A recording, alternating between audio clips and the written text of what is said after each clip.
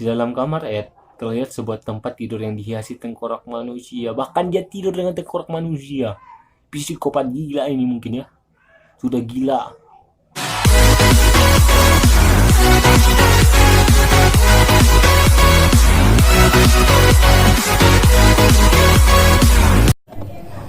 Assalamualaikum warahmatullahi wabarakatuh. Selamat datang kembali di channel saya, Danan Reski, yang dimana saya membahas tentang horor, kriminal, dan kisah lainnya. Oke teman-teman, kali ini saya memiliki kisah.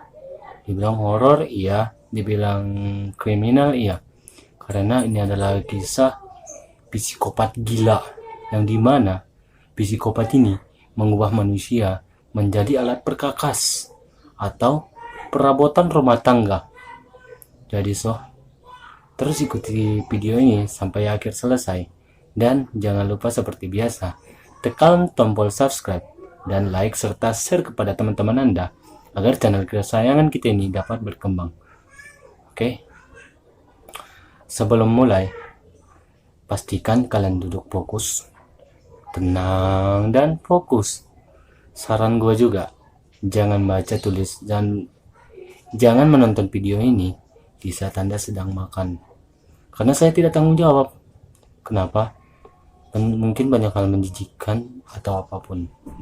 Oke, kita mulai saja ceritanya. Jadi seorang pelaku psikopat ini bernama Ed Gein, atau nama panjangnya itu yaitu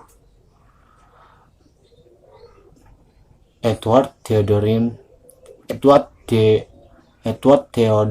Gein, atau lebih dikenal dengan nama Ed Gein.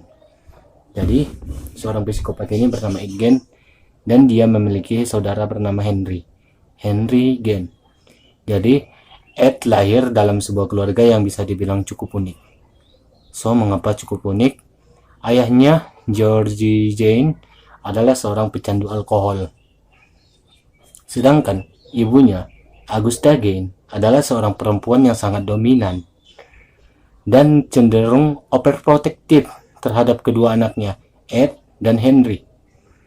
Bahkan sejak kecil, sang ibu selalu mendidik Ed dan Henry untuk membenci perempuan. Bayangkan, ibunya seorang perempuan, namun ibunya mengajarkan kepada anak-anaknya untuk membenci perempuan. Sungguh gila bukan? Kita lanjut ceritanya. Akses keluar yang dibatasi oleh sang ibu, ditambah posisi rumah mereka yang cukup jauh dari area pusat permukiman, membuat Ed dan Henry tumbuh menjadi pria yang sangat tertutup dengan orang asing. Ayahnya menjadi satu-satunya orang di keluarga Gein yang paling berhubungan dengan masyarakat, karena merupakan tulang punggung keluarga. Sayangnya, pada tahun 1940, ayah Ed meninggal dunia akibat gagal jantung. Ayahnya meninggal.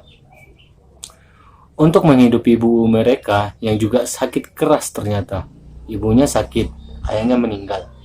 Jadi terpaksa Ed dan Henry keluar rumah dan mencari pekerjaan. Di sini dia menjadi anak baik gitu ya, yang menurut kepada orang tuanya berbakti gitu. Meski agak aneh, masyarakat tetap menerima Gein bersaudara karena dianggap cukup ulet, bekerja keras, dan bersedia melakukan pekerjaan apapun. Jadi mereka bersedia melakukan pekerjaan apapun, yang penting mendapatkan duit untuk menghidupi ibunya yang sedang sakit keras. Pada tahun 1944, saat bekerja merenovasi sebuah rumah, Ed dan Henry terlibat sebuah kecelakaan.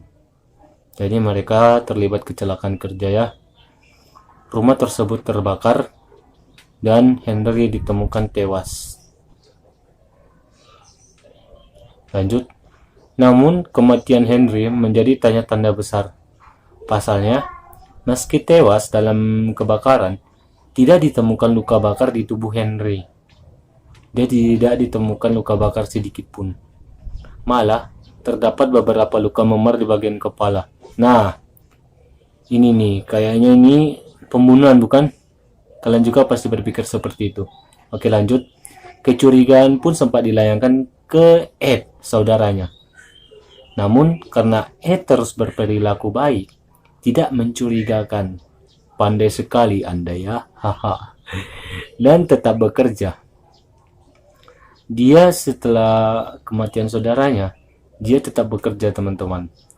Dia bekerja dengan tekun. Lambat laun kecurigaan itu pudar. Jadi, karena dia memiliki perilaku baik, tidak mencurigakan, dan tetap bekerja dengan tekun, lambat laun kecurigaan itu pudar. Tidak pernah ada yang menuntut Ed atas kematian Henry. Dia pandai menyembunyikan sesuatu sepertinya ya. Hidup Ed jadi benar-benar berubah saat ibunya meninggal di akhir tahun 1945. Ibunya juga meninggal teman-teman. Jadi ceritanya dia sebatang kara ini.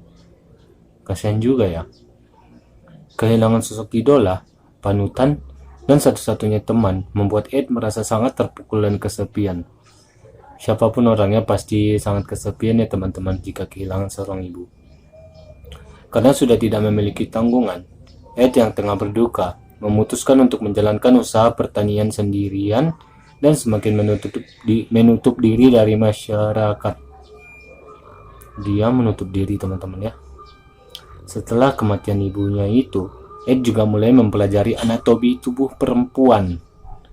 Dia sudah mempelajari anatomi tubuh perempuan karena mungkin efek dari ibunya yang melarang dia dekat dengan perempuan, sehingga dia menjadi penasaran kepada perempuan nih, hingga belajar sejarah ke zaman Nazi. Wow, mantap. Khususnya soal eksperimen medis di kamp konsentrasi. Tapi sampai sini, ya penduduk sekitar melihat semuanya masih terlihat normal saja. Jadi penduduk sekitar belum curiga gitu. Masih terlihat normal seperti biasanya. Oke, lanjut. Hingga pada 19 November 1957, seorang perempuan milik toko perkakas, Bernice Warden, menghilang. Anak Bernice, Frank, yang merupakan seorang wakil sheriff pun langsung turun tangan mengusut kasus ini. Jadi ibunya meninggal, dia wakil sheriff, dia mengusut tuntas kasus ini dong. Penyelidikannya lalu berujung pada nama Ed Gein, yang diketahui beberapa kali menyambangi toko Warden, namun tidak pernah membeli apapun. Terus dia ngapain datang ke situ, coba bayangkan. Pasti ada maksud sesuatu gitu ya kan. Frank pun memutuskan untuk memeriksa rumah Ed. Bagus. Saat sampai ke rumah Ed, Frank sudah mencoba mengetuk beberapa kali, namun tidak ada tanggapan. Ya namanya juga orang yang tertutup.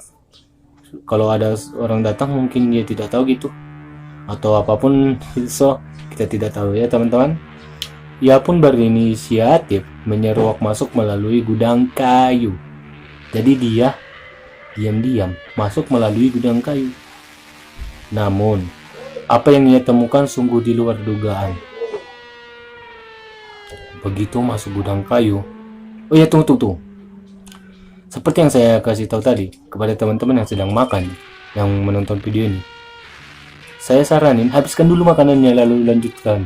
Oke? Hal yang pertama kali Frank lihat adalah tubuh seorang perempuan yang digantung dalam posisi terbalik tanpa kepala. Bayangin, tubuh seorang perempuan dibalik tanpa kepala. Mengerikan. Oke, lanjut. Di bagian kelamin hingga dada terdapat sebuah sobekan panjang yang digunakan untuk mengeluarkan organ dalam. Sungguh parah ini si Jen ya. Pernah lihat proses penyembelihan hewan kurban? Teman-teman pernah lihat proses penyembelihan hewan kurban, apalagi yang terutama mungkin muslim, di Idul Adha, sapi kurban? Ya kira-kira begitu. Bayangin, seorang manusia dijadikan kayak gitu. Oke, lanjut. Setelah dilihat lebih lanjut, ternyata perempuan malang ini adalah ibunya. Mungkin hatinya sakit, bukan? Ibunya terlihat meninggal dalam keadaan tanpa kepala dan terbalik. Ibunya Bernice Warden yang hilang. Rasa terkejut, Frank masih belum selesai. Jadi masih ada toh kejutan yang lain. Saat memasuki gudang lebih dalam, ia menemukan benda-benda yang sulit masuk ke dalam manusia normal. Dalam ruangan itu terdapat 10 kulit kepala perempuan. Wow. Satu gulung kulit utuh tubuh perempuan, jahit hasil dikuliti. Dia menjahit itu. Kulit utuh tubuh perempuan, teman-teman. Sabuk yang terbuat dari kulit perempuan yang dijahit jadi satu. Dan dia juga mengubahnya jadi sabuk. Bayangin. Gak berapa sadis lagi si Edgen ini. Oke, lanjut. Serta sebuah kursi yang bagian duduknya dibungkus dengan kulit manusia. Di sini saya mungkin ada beberapa fotonya. Jadi kepada teman-teman yang sedang makan, stop dulu, habisin teman-teman ya. Lanjut. Bahkan bukan hanya dijadikan perkakas, Ed juga menjadikan sejumlah tengkorak manusia menjadi mangkuk sup. Ini mungkin fotonya ada. Saat masuk ke dalam rumah, Franz menemukan organ-organ dalam tubuh manusia yang memenuhi kulkas. Meja yang dihias dengan tulang manusia, serta lampu meja yang bagian kapnya dibuat dari kulit wajah.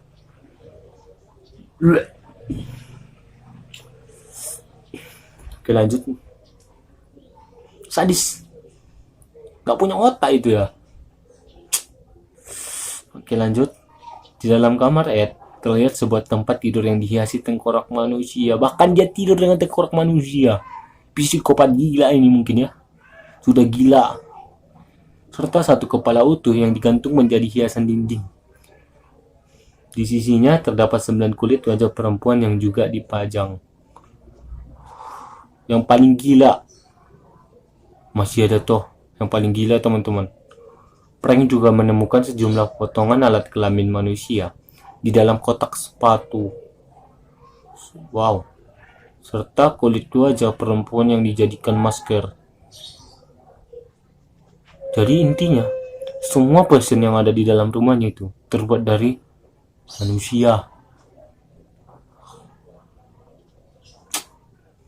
Akibat temuan fantastis itu, ini bukan lagi fantastis. Luar biasa fantastis dan oke, lanjut. Ed langsung diciduk dan diadili. Ini nih, harus diciduk nih, harus diadili. Sudah sangat sadis ini, oke? Selain disidang karena dugaan pembunuhan terhadap Bernice Warden, Ed juga diduga telah membunuh seorang pemilik bar bernama Mary Hogan. MARYHOGAN.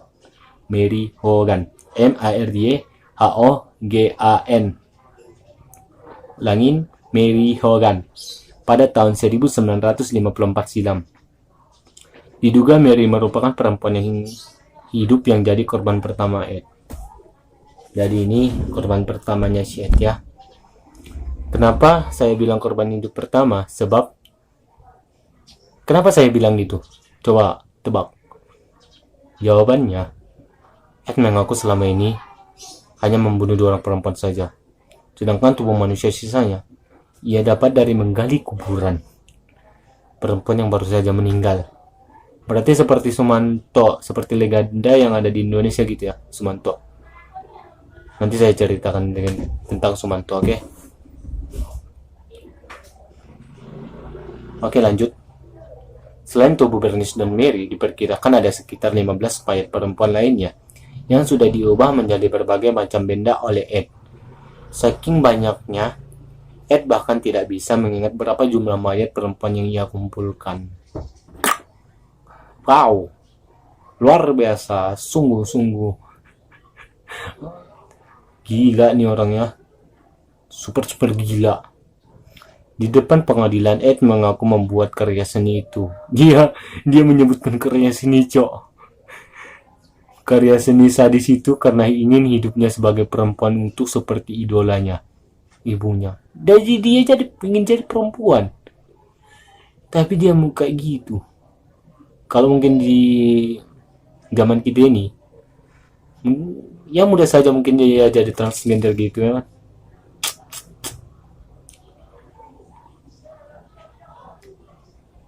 Untuk itu, Ed kerap mengenakan pakaian perempuan dan topeng dari kulit wajah perempuan, serta berpura-pura menjadi ibunya. Sayang ibu sih sayang, tapi nggak usah gini-gini kali gitu ya kan teman-teman. Karena dianggap tidak kompeten secara mental untuk mengikuti persidangan, Ed akhirnya dijebloskan ke rumah sakit jiwa, Institut Kesehatan Mental, Mendota selama 10 tahun. Wow, selama di rumah sakit jiwa, Ed dikenal sebagai orang yang sangat baik, sopan, lembut, bijaksana, dan cenderung tidak menyusahkan. Setelah dianggap cukup kompeten untuk mengikuti sidang, Ed lalu disidang dan dinyatakan bersalah. Gak mungkin gak bersalah lagi, udah segini sadis gitu ya kan. Namun ia tidak dijatuhi hukuman kurungan. Ia dinyatakan sebagai tahanan gila dan dikurung di Institut Kesehatan Mental Mendota hingga tutup usia pada 26 Juli 1948 akibat kanker paru-paru dan gagal jantung.